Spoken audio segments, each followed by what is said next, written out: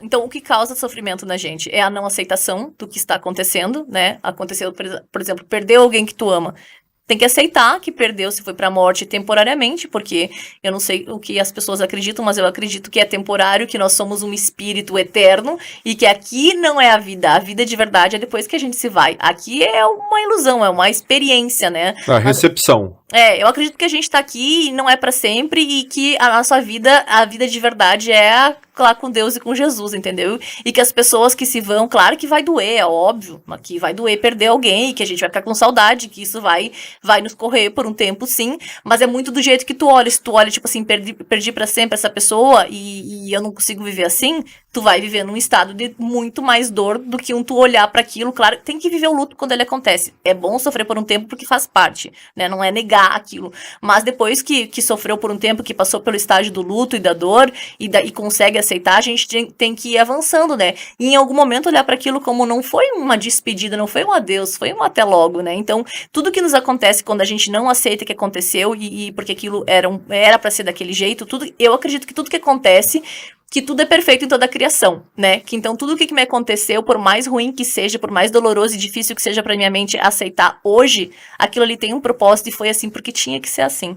Então, é a aceitação do negócio, o não julgamento, né? Tu não julgar aquilo como bom ou como ruim, colocar numa categoria, assim, entender quais são os propósitos daquilo, o que tem de bom e o que tem de ruim naquilo. Né? Tudo traz um benefício e às vezes uma dor, né? O que eu posso aprender para não repetir, dependendo do que foi que aconteceu.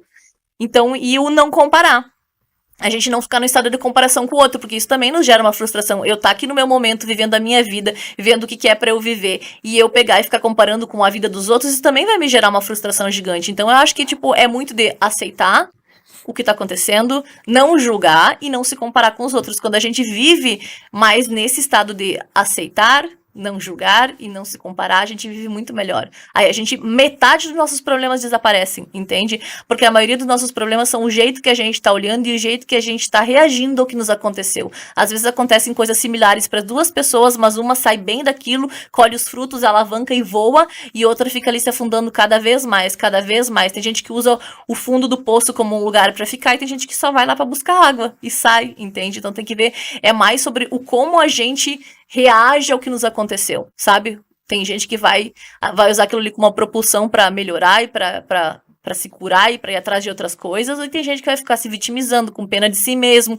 e ali remoendo, e querendo evitar aquele sentimento, se colocar como um coitadinho, e não como um autorresponsável pela sua vida e buscar um outro caminho, né?